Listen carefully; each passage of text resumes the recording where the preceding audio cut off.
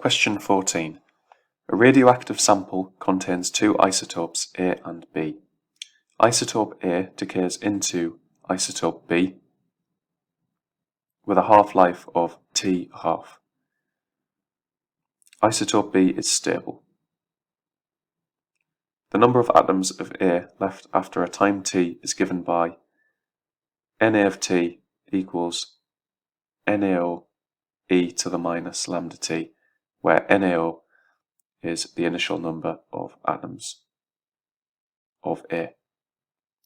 Derive an expression for lambda in terms of T1/2. Okay, so what is T1/2? Well, T1/2 is the half-life, which is what we're told in the question. And the half-life is basically the time it takes for half of the atoms in the sample to decay. So how do we turn that into maths? Well, if T equals T1/2, then Na of T will equal the initial number over 2, because that's the definition of the half-life. And I'll actually add the little subscript here as well. So just to reiterate,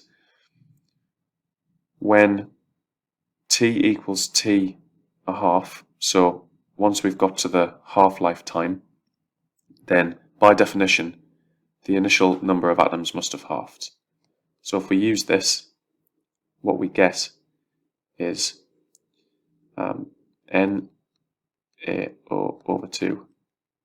And what I'm doing here is subbing stuff into equation 1. On the left hand side we get NaO over 2 equals NaO e to the minus lambda T1/2. Then the NaO bits cancel, and we can take the log of each side, because what we want to get out is lambda. So if we take log of this side, the natural log, and then the natural log of this side, keep going with some algebra.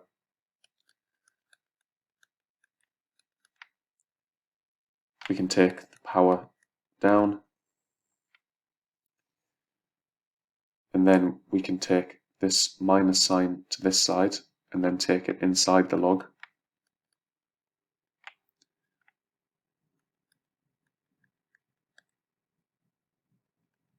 I'll just add the half subscript in here as well. And what are we left with? Lambda equals log 2 over T1/2.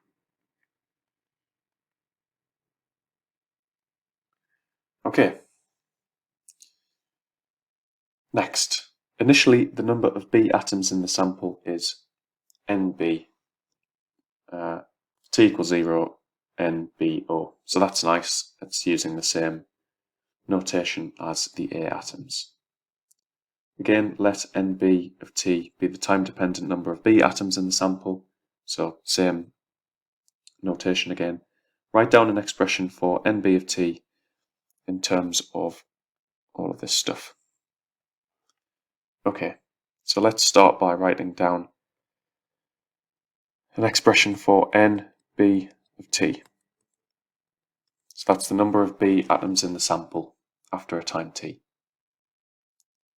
So we know that the initial number of B atoms in the sample is NBO.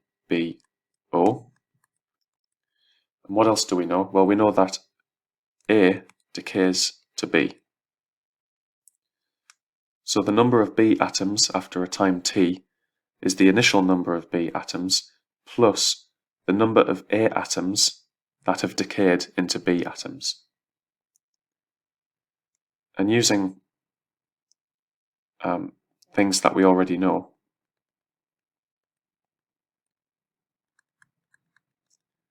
this is what we get. Now let me explain. So the number of B atoms after a time t is the initial number of B atoms plus the number of A atoms that decay into B atoms. And the number of A atoms that decay into B atoms will be the initial number of A atoms minus the number of A atoms we have left after a time t. So hopefully that makes sense. So then using equation 1, we can basically sub in for Na of t. We get NaO minus NaOe to the minus lambda t. And then what are we left with? So we're left with Nb of t equals NbO plus NaO 1 minus e to the minus lambda t.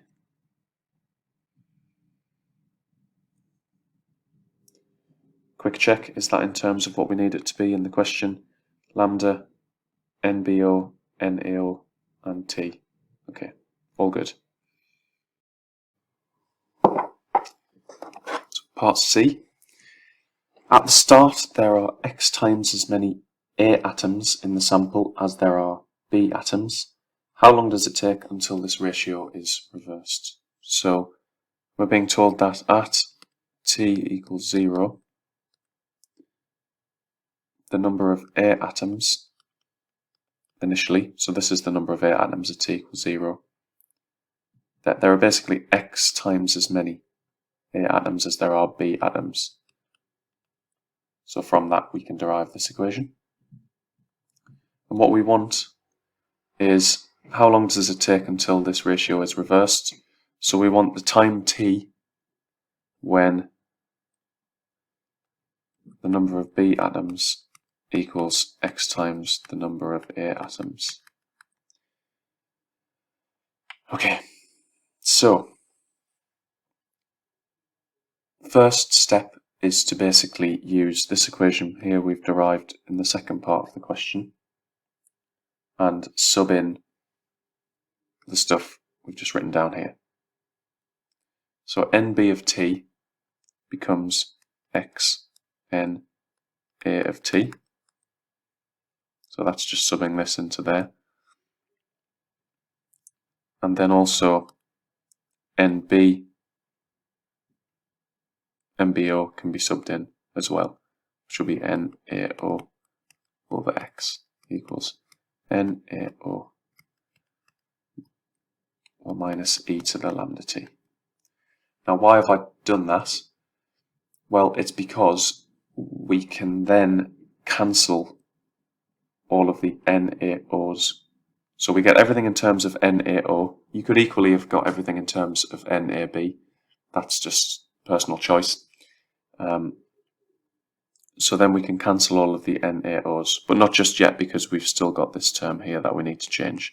So we know from equation 1 that Na of t is NaO e to the minus lambda t. And that equals NaO 1 over x plus 1 minus e to the minus lambda x. Like this. Now we can cancel our NaO. And now we just need to do some more manipulation such that we get an answer for t.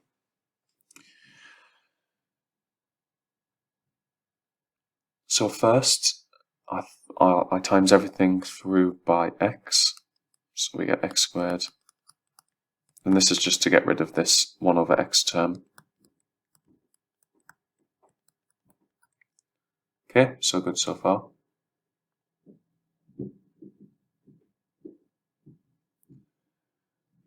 Next, running out of space. Next, take all of the exponential terms over to one side.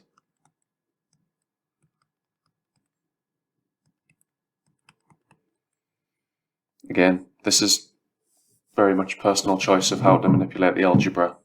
You feel free to do your own manipulation as long as it's correct. Then take out the e to the minus lambda t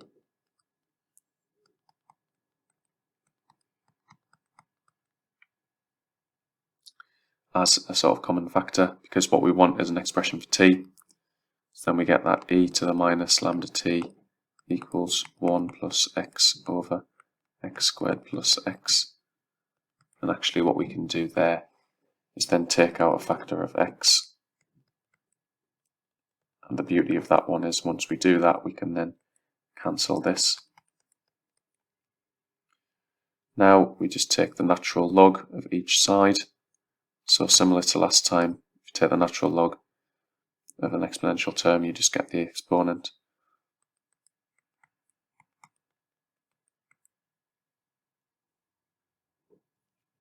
Similar again, if we take the minus side to this side and actually put it inside of the log, this is what we're left with, just log x. So therefore t equals log x over lambda. So that is the time at which the ratio is reversed.